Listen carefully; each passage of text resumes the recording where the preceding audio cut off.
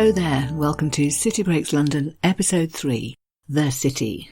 I'm Marion Jones, welcoming you back to what is now our 8th series. Covered 7 cities already, some of them ones I got familiar with through my work as a language teacher. That would be Paris and Toulouse and Munich. Some that I've just always wanted to visit, like Florence and St. Petersburg. And now for Series 8, London.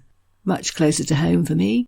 Somewhere I've been to so many times over the years for work visits, for fun, more recently for research purposes. There's always a good excuse to go and visit London. At least there is when there isn't a global pandemic on, but we hope for better things, sometime very soon. Anyway, the city. 1 square mile or so of territory which really punches above its weight when you consider that Greater London is some 600 square miles.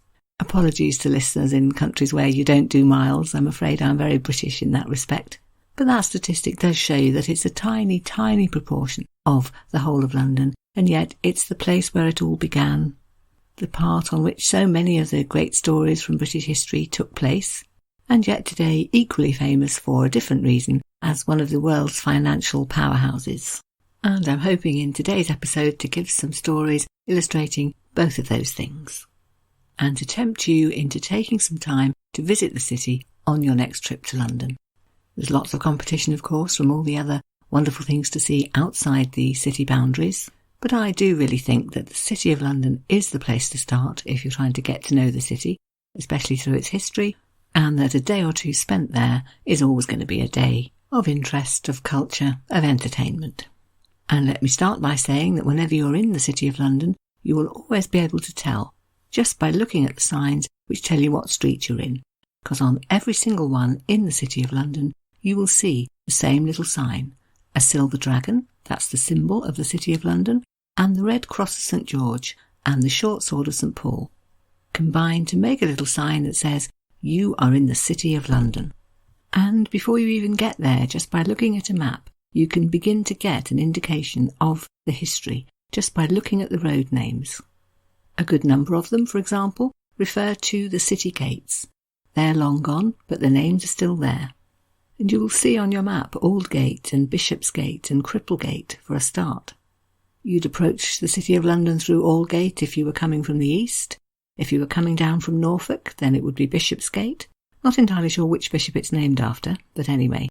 And Cripplegate has an interesting history to it, because the legend is that Edmund the Martyr's body came through that gate, and that for that reason it was seen as a place of healing, a place to which cripples would come believing that they would perhaps be cured of their afflictions. Then there's Aldersgate and Newgate and Ludgate, all of which you can see on a map.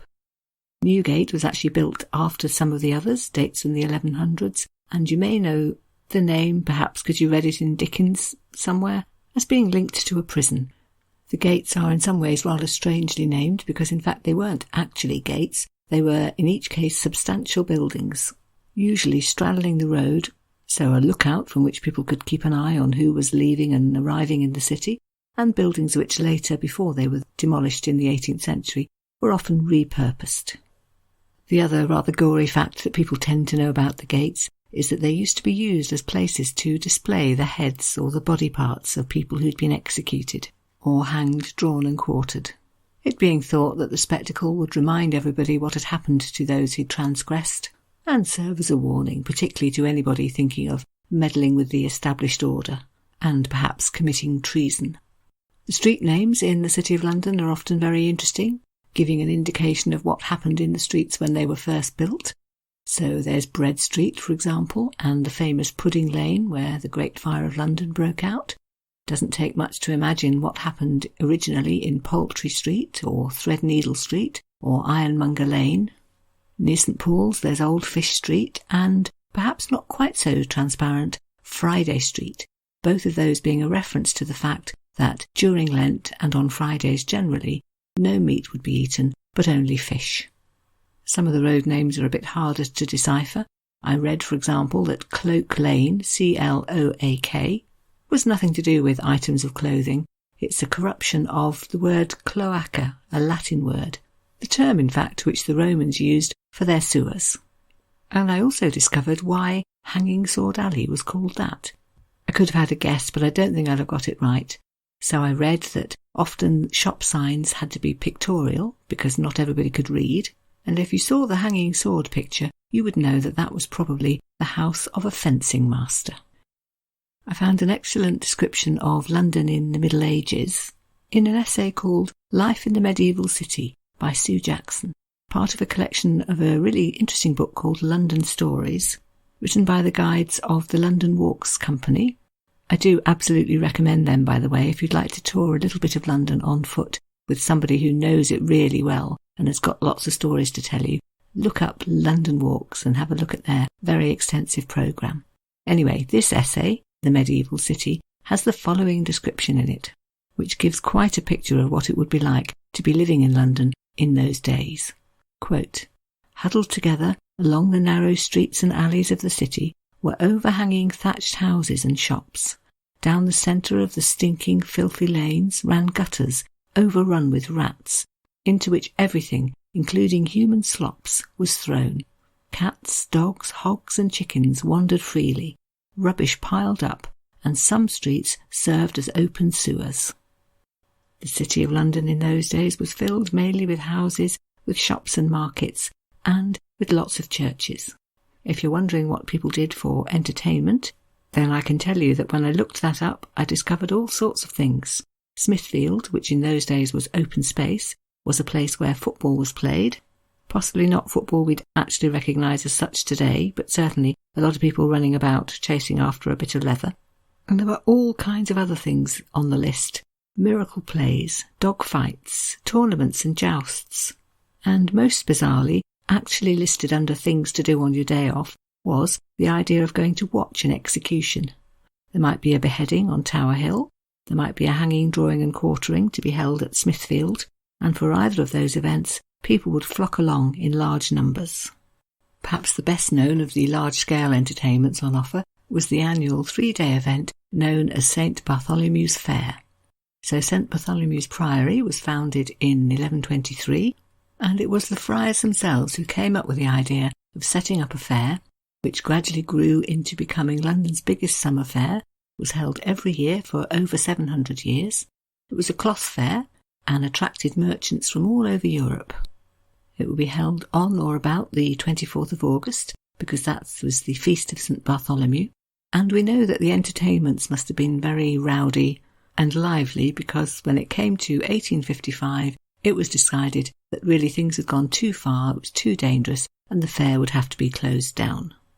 Smithfield week to week was also the scene of a livestock market, which lasted 1,000 years, turned eventually in the 20th century into London's main meat market, although that was closed and moved elsewhere.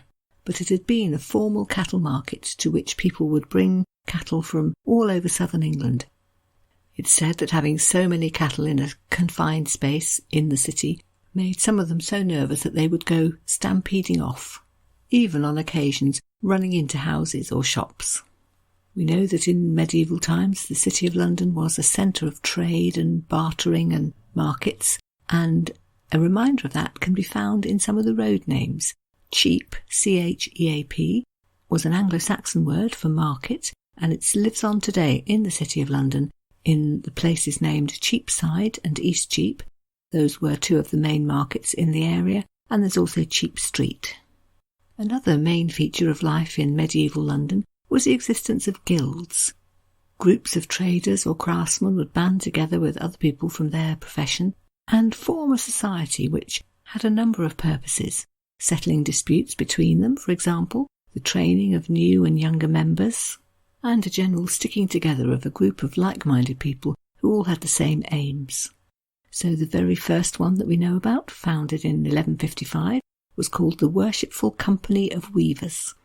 And actually reading the names of many of the other guilds gives you a good idea about the sort of trades that were being practised in medieval London. So there were guilds for fishmongers and grocers, for example, and salters, reminding us that in the days before refrigeration, salt was very important if meat and fish were going to be preserved. There was the Company of Skinners, i.e. people who worked in the fur trade. There were wax chandlers and apothecaries and goldsmiths, fishmongers and tailors. Many of these guilds do still exist today, playing more of a charity role, really. They raise money, they give out grants and scholarships. You may have heard of Merchant Taylors' School, for example, a well-known London school which has its origins in the Merchant Taylors' Guild. In the Middle Ages, what they were doing was looking after each other, overseeing an apprenticeship scheme.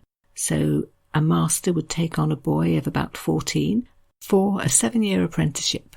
So in return for learning his craft or his trade, the boy would be fed and housed by the master. His clothes would be bought. I imagine he probably worked very long hours doing lots of the donkey work as well as picking up the skills. And if in the end he was approved, which was known as passing master, then he would gain the freedom to set up independently and also have the freedom of the city. There must have been lots and lots of young men who benefited greatly. I guess the masters benefited too, but it has to be said that the apprentices did also have quite a reputation for rowdiness, something in fact picked up by Chaucer and written about in one of his stories, I think it was The Cook's Tale, where he writes a few lines about an apprentice living nearby who worked in what he called the victualling trade, so I'm guessing food and drink industry, as it would be called today. Chaucer seemed keen to stress that when the apprentices weren't working very hard, they were certainly playing very hard. So here are a few lines. Quote, "At every wedding would he sing and hop, and he preferred the tavern to the shop.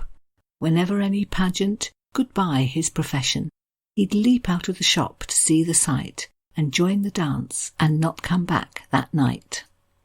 The open area known as Smithfield was also the scene of one of the most famous events in the whole of English history, namely the climax of the Peasants' Revolt in 1381. They were revolting, how modern does this sound, about a change in the tax system. So they were used to being taxed per household, and the government, thinking they would raise more money, decided to introduce a poll tax, i.e. a tax per head of everyone living in a particular household. Didn't actually lead to more revenue because people lost, in inverted commas, members of their household so that they could pay less. The government retaliated by sending out people they called examiners who had armed guards with them to poke about in households and see who was cheating. This went down spectacularly badly, lots of uprisings, and then a major one when protesters from Essex and Kent set out on foot, came all the way to London, stopped off at the Tower en route into the city, where they dragged out the Archbishop and the King's Treasurer, both of whom they were blaming for their predicament, promptly beheaded them, and then processed their heads in triumph all the way to Westminster Abbey. And then their leader, one Wat Tyler, and the King, Richard II, who was actually only 14 at the time, met each other at Smithfield in a scene which has been recounted in probably every history book I've ever read. And the one I'm using today to tell the story briefly is Robert Lacey's Tales of English History. He describes Wat Tyler riding out from the crowd of rebels with a dagger in his hand and being met by King Richard. Tyler, undaunted, read out his list of demands, which included that, quote, "there should be equality among all people." He thought serfdom should be abolished so that all men would be free. He wanted the church stripped of all its worldly goods, which he thought could be distributed among the people of the parish.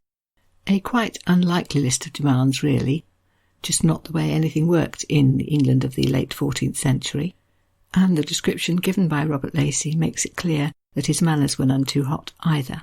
Quote, "According to one chronicler, Wat Tyler concluded his great speech by calling for a flagon of water, then rinsed his mouth in a very rude and disgusting fashion in Richard's face. According to another, he was tossing his dagger from hand to hand, as a child might play with it, and looked as though he might suddenly seize the opportunity to stab the king. Before such a terrible thing could happen, one of the royal bodyguards ran their sword through Tyler, who was taken by his followers to St. Bartholomew's Hospital, but the mayor had him dragged out and beheaded. Tyler's followers set off back to where they'd come from, realising, I think, that it was a lost cause. And history tells us too that Richard, who had sort of implied he might be willing to listen, certainly while he was facing the mob, had in fact had no intention of sticking to his word. Using the words, "Rustics you were, and rustics you are still. You will remain in bondage, not as before, but incomparably harsher." So there then, I hope I've given a flavour of what London was like, or more specifically, the City of London, in medieval times.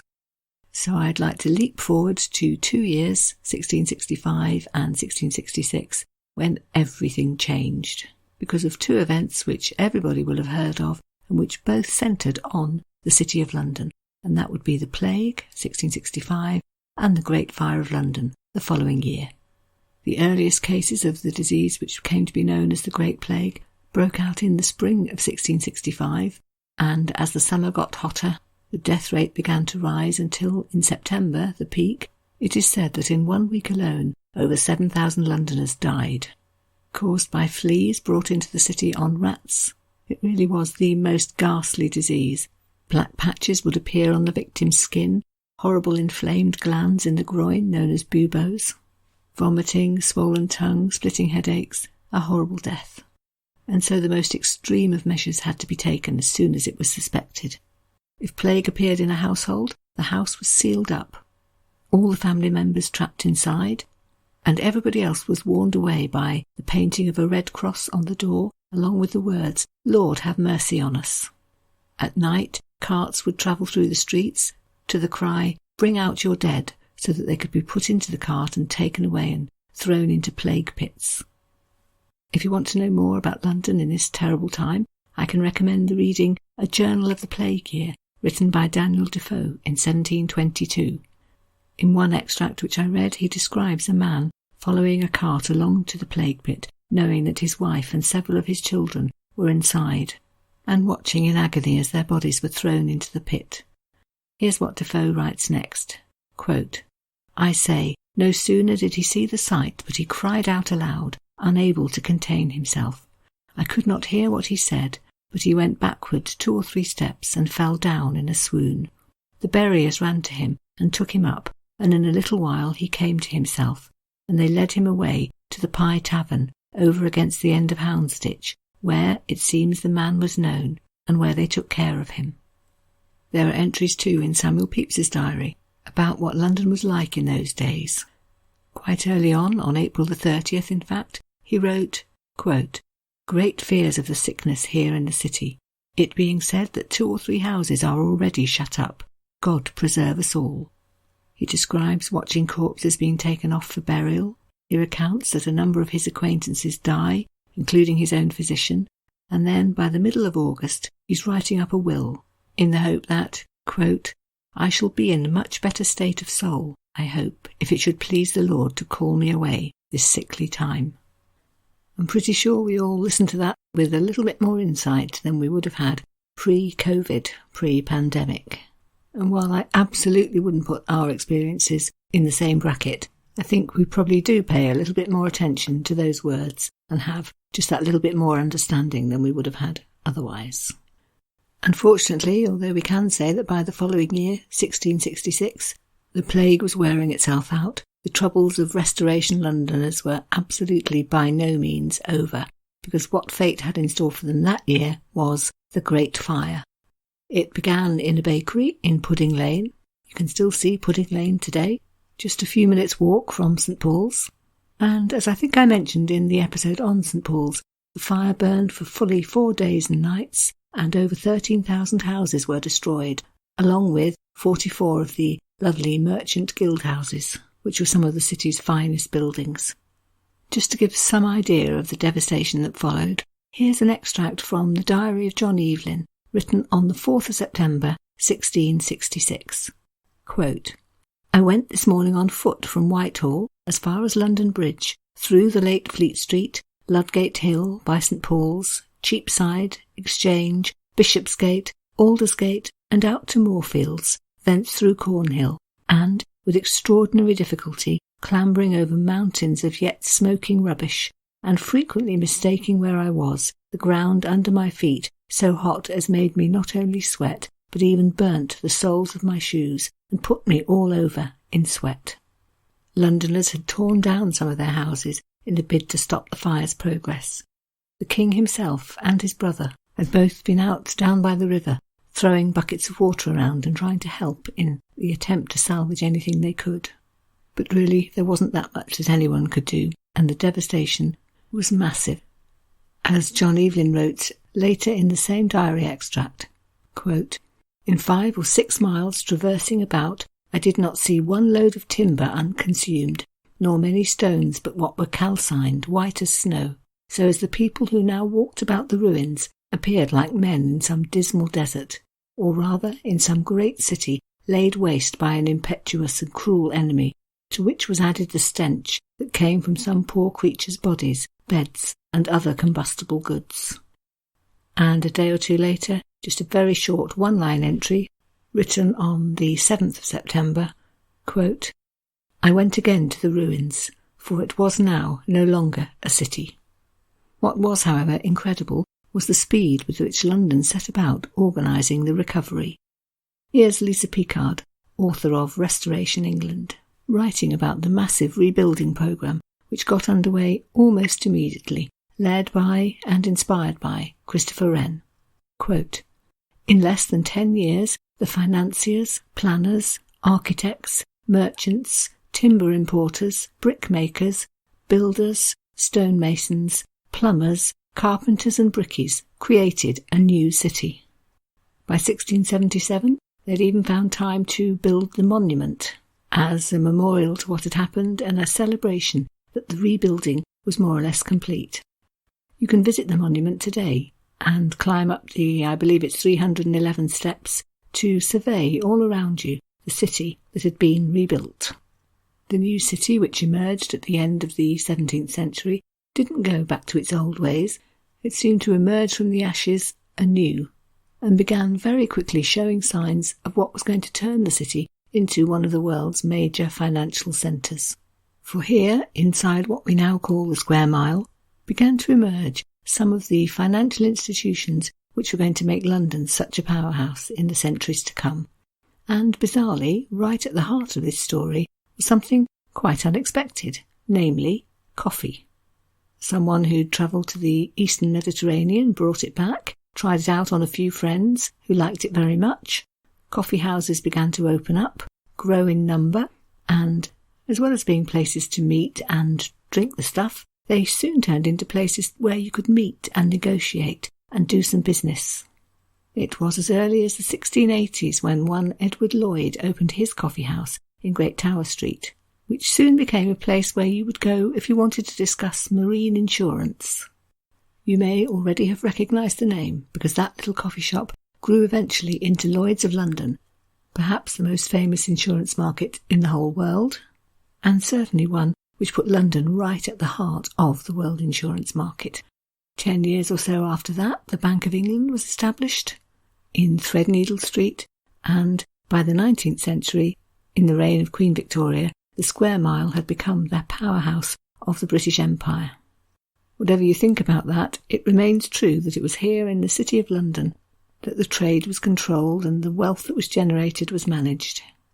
By the early 20th century, the city was a serious place of business, peopled by men in bowler hats and pinstriped suits, the place where the dad in Mary Poppins worked, if you've seen that film.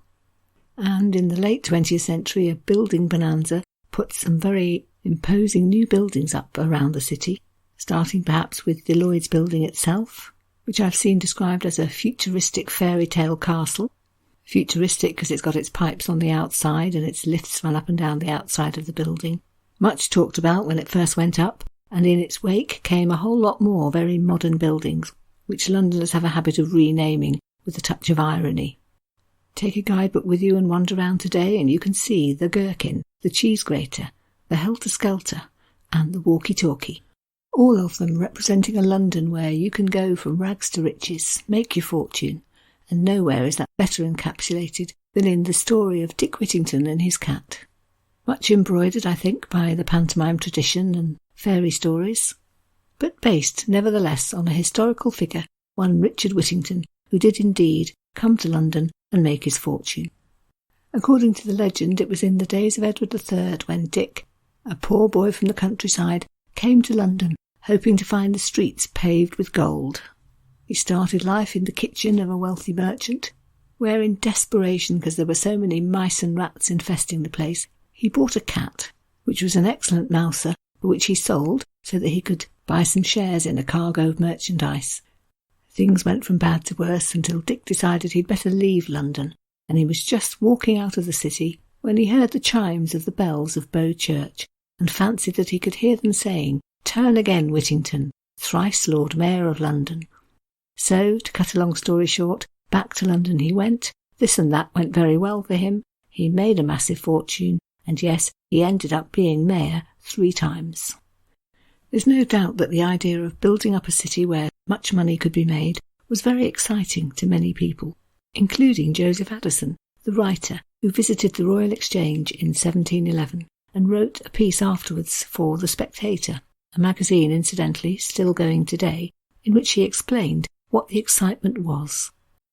"It gives me a secret satisfaction," he wrote, "to see so rich an assembly of countrymen and foreigners consulting together upon the private business of mankind, and making this metropolis a kind of emporium for the whole earth." He summed up the trade as being bringing into the country whatever is wanting, and carrying out of it whatever is superfluous. He liked to list all the wonderful things that could be brought into England on the ships. The harvest, as he put it, of every climate. Quote, "Our tables are stored with spices and oils and wines. Our rooms are filled with pyramids of China and adorned with the workmanship of Japan. Our morning's draught comes to us from the remotest corners of the earth." Okay, so that does sound rather greedy and grabby, but in fact he also goes on to explain why he thought that all this trading brought lots of benefits for all sorts of people. The merchants, he said, quote, "knit mankind together in a mutual intercourse of good offices, distribute the gifts of nature, find work for the poor, add wealth to the rich, and magnificence to the great."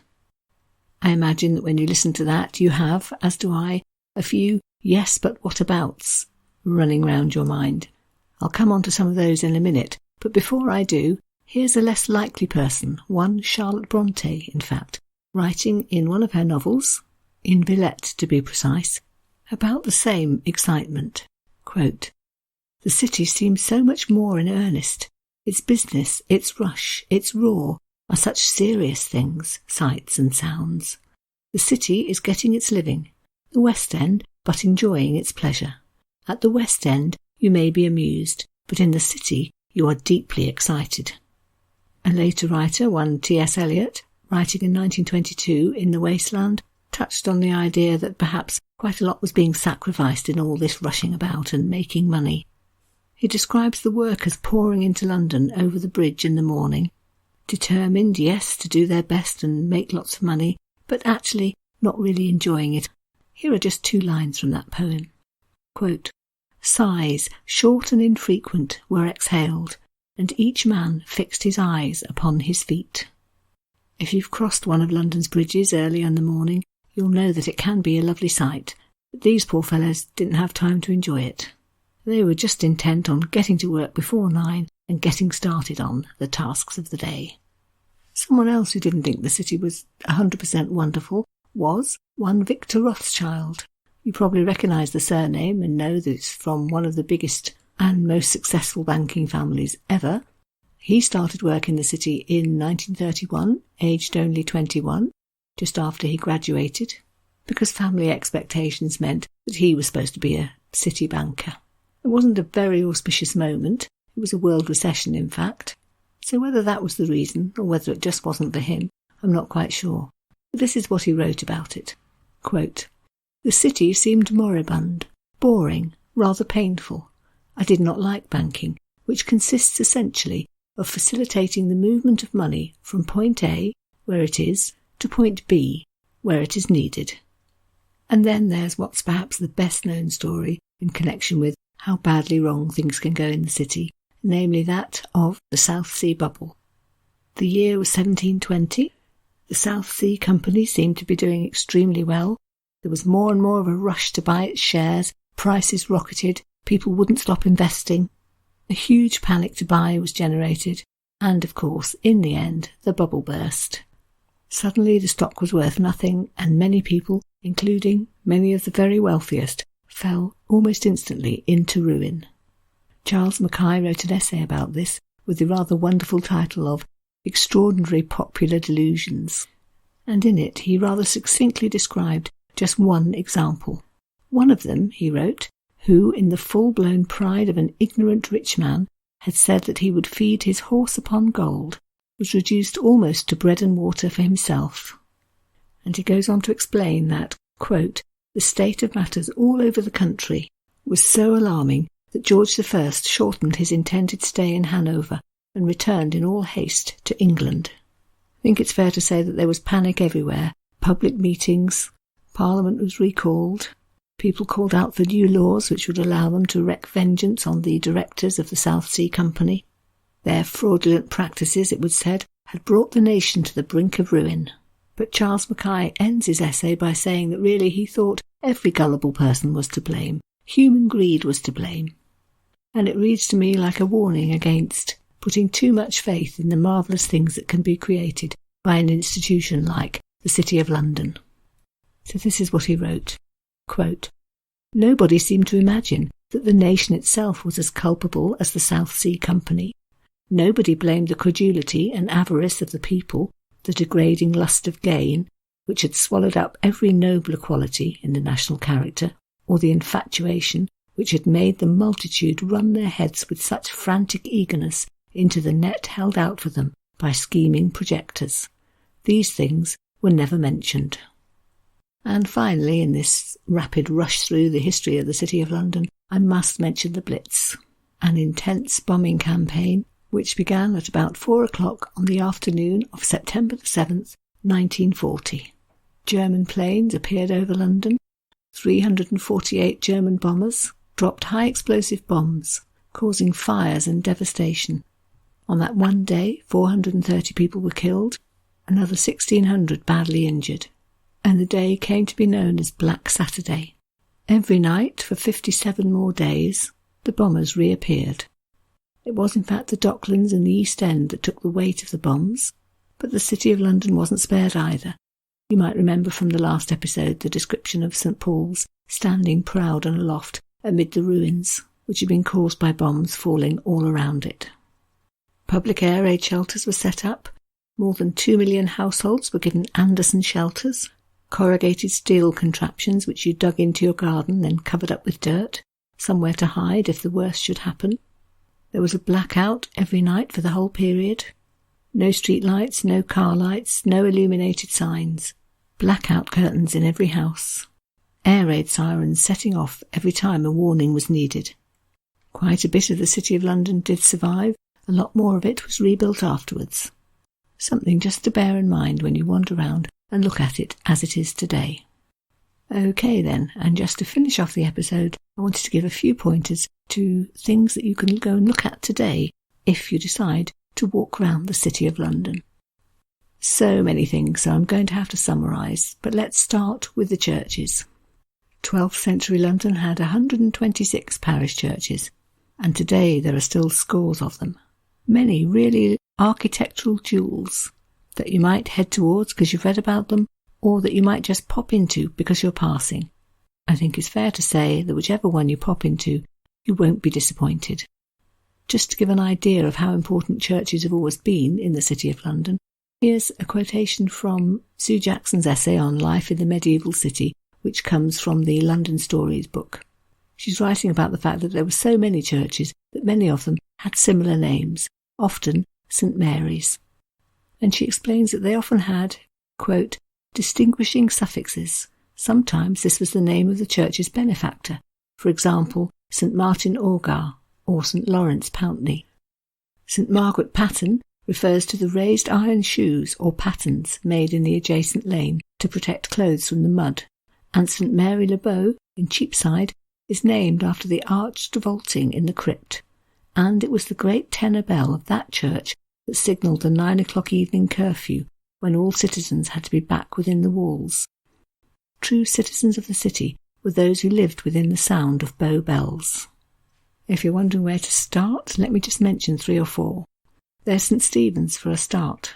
So beautiful that when one Lord Burlington went on a grand tour of Italy in the 19th century, he was met unexpectedly by someone who said to him, "To think you have come all this way, yet you have the most beautiful building in the world in London." And that was St. Stephen's Church in the city. Then there's St. Bartholomew's, the oldest parish church in the city, with vast Norman columns, arches. They remain, although the actual nave has disappeared. Then there's St Lawrence Jewry, so named because it was built in the area which had been set aside in the 13th century for Jews. That, in fact, was the beginning of the persecution against them, which led to them being expelled altogether in the year 1291. But it's a beautiful little church, built originally in 1136 and rebuilt by Sir Christopher Wren in the 1670s, so after the fire. I've already mentioned St Mary Le Bow, which has on its website the catchline 1,000 years of history.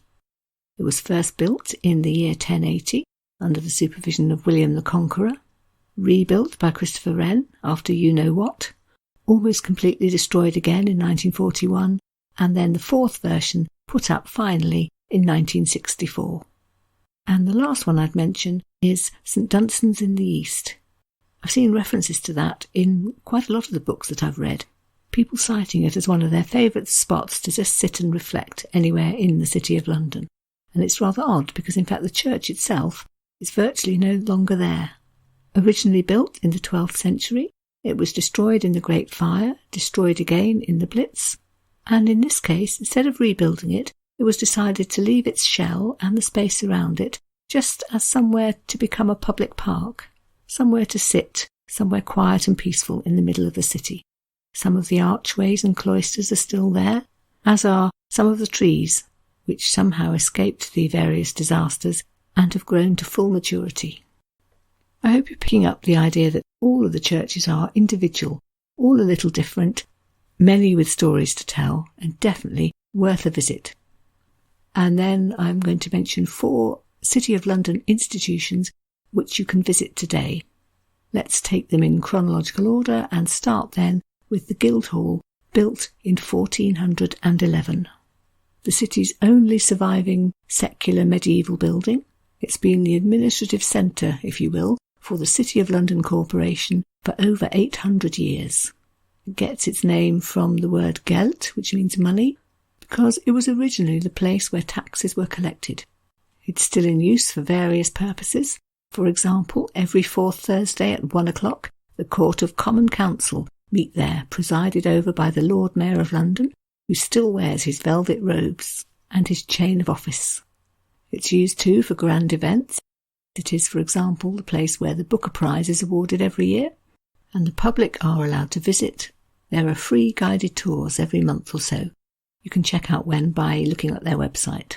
And if you do go in, not only will you learn more about what happens there, but you'll be able to see the gorgeous 27-metre-high ceilings and the 100 or more coats of arms from the various ancient livery companies which still decorate the walls. Moving on in time then to 1566, that was when London's first purpose-built centre was opened for trading stocks, known as the Royal Exchange, officially opened by Queen Elizabeth I, no less. Twice destroyed by fire in 1666, of course, and again in 1838. So the one you're looking at today is in fact the third incarnation, this one opened by Queen Victoria in 1844. It was used for its intended purpose right up until World War II, after which it fell into disuse. But in 2001, it was made a Grade 1 listed building. It was extensively remodelled and transformed into a luxury shopping and dining emporium. So you can pop in if you wish to buy something very expensive or eat something rather expensive, or indeed just have a look round. You will find such exclusive places as the Royal Exchange Grand Café and Fortnum's Bar and Restaurant. You can shop at Tiffany's or Hermes, or you can just wander around and enjoy the splendid building and the very lovely artwork. Inside you will find a sequence of 24 scenes from London's history, up on the first floor in fact, which were painted in 1892, and will show you scenes like Alfred the Great repairing the walls of the City of London, or Sir Dick Whittington, no less, dispensing charity, this being of course after he made his enormous pile of wealth, dispensing charity to Londoners. A bit more than a century later, in 1694, was founded the Bank of England, and you can visit that today because there is a museum attached where you can learn all about it. Find out, for example, that when the bank first opened, it had 19 members of staff, but by 1720, so only 25 or so years later, there were nearly 100. You can see examples of some of the first banknotes which were entirely written by hand. You can learn about how printing of banknotes began in the 1720s, although at that point the details still had to be filled out by hand. There are in total 40,000 items to look at, spanning 1,500 years of history, showing you, yes, coins and banknotes, but also artworks and sculptures and a whole lot of information on social history. I found a comment by somebody who'd enjoyed their visit on, I think it was TripAdvisor, where the person had written, "I found it most interesting to discover how banknotes have been printed over the centuries to avoid forgery, and how leading figures from England's history feature on our banknotes. There's even a real gold bar inside a secure box that you can try to lift to see how heavy it is. I could barely lift it." So there's an idea for an interesting hour or two. And fourthly then, I wanted to mention the Mansion House, built in 1752. It's where the Lord Mayor of London is based. His post actually dates much further back than that, to 1189 in fact, but this is his official residence, built in the 18th century and described in one of the books I read as one of the grandest surviving Georgian palaces in London. The Lord Mayor of London, as you may know, is the ambassador for London's financial centre. So what takes place in this building is all sorts of business meetings and civic meetings and conferences. It's pretty glam, so it's also used for fundraising events and receptions and dinners. You might, for example, find that a cabinet minister decides to give a speech there if he or she wants a particularly glamorous setting for something very important. It's where visiting heads of government are sometimes hosted, and you too can get inside because every Tuesday, according to their website at least, there is a guided tour. So there we have it, the City of London. I think this is actually the longest City Breaks episode there has been to date, and yet I'm still aware that there's so much more I could have said. Perhaps I should have split it into two. Oh well. I hope you feel that you've been to the heart of London, that you've got a sense of some of the things that have happened there through history, and an idea of some of the places that you could visit if you decide to include it on your tour of our capital city. So let's leave the city there and just signal that next week I'm intending to devote an episode to the Tower of London, that other great symbol of London and scene of so many important episodes from English and British history, many of them bloodthirsty. So I look forward to telling you all about that in the next episode, but for the moment, would just like to thank you very much for your company today. I hope you've enjoyed what you've heard, and I hope, of course, that you'll be back next week to hear some more. Thank you. Goodbye.